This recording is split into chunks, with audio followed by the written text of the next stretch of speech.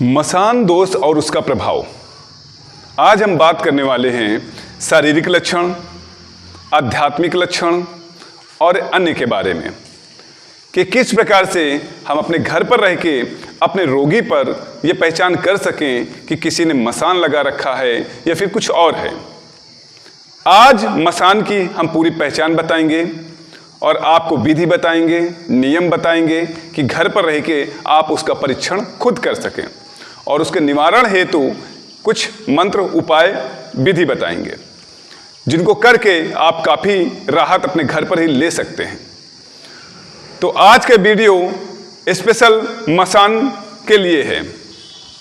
अगर मसान दोष किसी को लग जाए तो उसके मुख्य प्रभाव क्या क्या होते हैं, इसके बारे में आज हम लोग जानेंगे।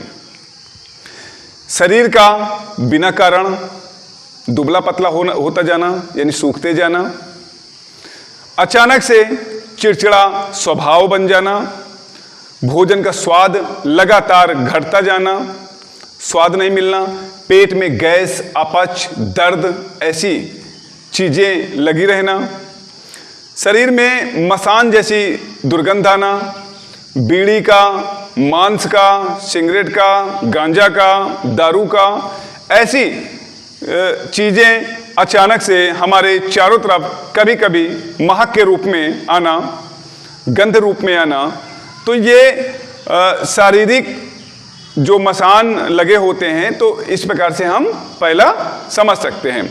अब मानसिक रूप से कैसे हम पहचानेंगे कि मसान है?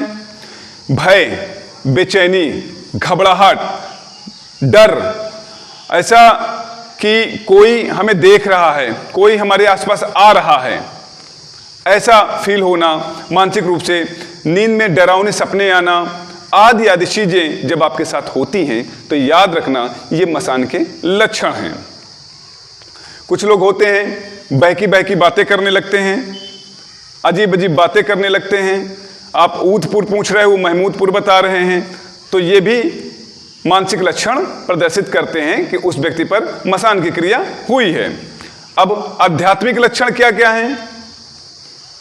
जैसे मंदिर में जाना, पूजा पाठ के लिए बैठना तो दूर होना, मन बिल्कुल बेचैन होना, वहां से भाग खड़े होना, लोगों की बात न सुनना, अपनी बात मनवाना, एक ये लक्षण है। और जो तांत्रिक प्रभाव वाले स्थान होते हैं, जहां पे तांत्रिक लोग झाड़ा फूंका लगाते हैं, ऐसे स्थान से वो डरता है, नहीं जाता, बहुत खींचने के बाद, मनाने के बाद भी वो व्यक्ति नहीं पहुंचता। अब इन चीज़ों से हम बड़े आसानी के साथ पता लगा सकते हैं कि किस प्रकार से मसान की क्रियाएं होती हैं, जिसमें से मैंने कुछ आपको लक्षण बता दिए जिससे कि आप पहचान सकते हैं। अब इनको निकालने के लिए क्या करें हम? क्योंकि मसान अगर लग गया है तो बहुत ढेर सारी दिक्कतें होती हैं, जैसे मैंने बताया।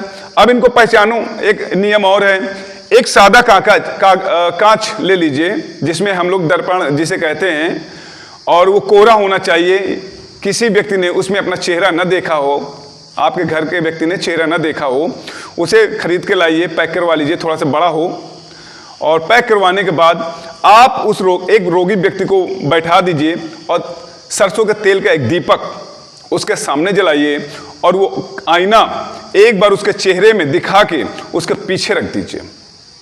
जैसे एक बार ऐसे दिखा दिया, फिर ले जाके एक व्यक्ति पीछे रख दें। ज्यादा से ज्यादा 3 से 4 मिनट या 5 मिनट उस कांच को लिए खड़े रहेंगे और एक मंत्र बता रहा हूं, उस मंत्र का केवल जाप करते रहेंगे। 5 मिनट में आकृति कांच पर उभरना शुरू हो जाएगी और एक विकृत रूप में वो चीज आपको अब कांच पर दिखेगी। जो अनुभव है, उन अनुभव के आधार पर मैं बात कर रहा हूं। तो एक प्रकार से इस प्रकार से भी आप पता लगा सकते हैं कि क्या आपके रोगी पर मसान की प्रक्रिया हुई है।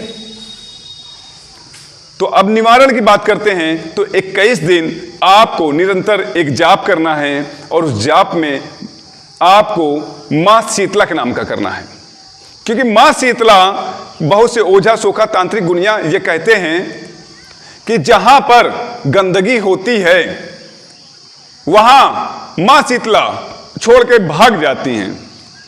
क्या एक माँ अपने बच्चों को छोड़कर भागेगी? सारी जिंदगी आपने पूजा की, सेवा की, आपके कुलदेवी के रूप में माता शीतला विराजमान है, जो हमेशा आपके रक्षार्थ, आपकी रक्षा है, तो जो वचनबद्ध हुई आपके पूर्वजों से, क्या वो आपको छोड़कर भागेंगी? कदापि नहीं। हाँ, ये बात अलग हो सकती है कि आप पूजा पाठ भूल गए हो, नियम कायदा कानून भूल गए, भोग पद्धति भूल गए हो, आप उनको भूल गए हो, वो एक तरह से हट जाते हैं आपसे, मगर जैसे ही आप याद करेंगे वो भागी भागी दौड़ी दौड़ी आपके पास आएंगी और आपके पूर्वजों द्वारा जो संबंध है उस संबंध को वो पुनः निभाएंगे। तो करना क्या है, एक विधान दे रहा हूं, उस विधान को डेली अगर रोगी कर सके तो बहुत ही अच्छी बात है, अगर रोगी ना कर सके तो कोई भी उस घर का सदस्य इस विधान को कर सकता है। करना क्या है, रात 10 बजे के बाद या फिर सूर्योदय के पहले आपको पूजा समाप्त कर लेनी है। माता शीतला का एक मूर्ति लेनी है, एक सफेद बिछौना लेना है जहां पे मूर्ति स्थापित करनी है, एक कड़वा तेल का दीपक यानी सरसों तेल का दीपक जलाना है, मिठाई सफेद रंग की, माला फूल सफेद रंग का, अक्षत सफेद होता है उसी बाजोट पर जहां पर आप आसन बिछाएंगे वहीं पर रखना है, और लौंग, इलायची, पान, सुपारी, एक लोटा जल, हल्दी, सिंदूर, कुमकुम इत्यादि से उनका विधि विधान के साथ पूजा करेंगे। पूजा करने के बाद आप एक संकल्प लेंगे। संकल्प क्या होगा, हे भगवती माता शीतला, जो व्यक्ति के लिए है या जो व्यक्ति बीमार है, जो भी कर रहा हो उसका नाम लेना है।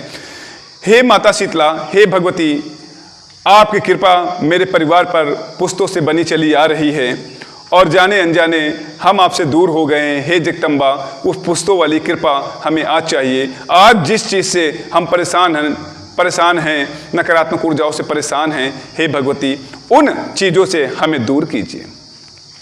मैं आज आपके इस दिव्य मंत्र का जाप कर रहा हूं, जिससे कि पूरे भरोसा और विश्वास है मां कि आप मुझे इस चीज से निकालकर बाहर करेंगी और मुझे आप संरक्षण प्रदान करेंगे।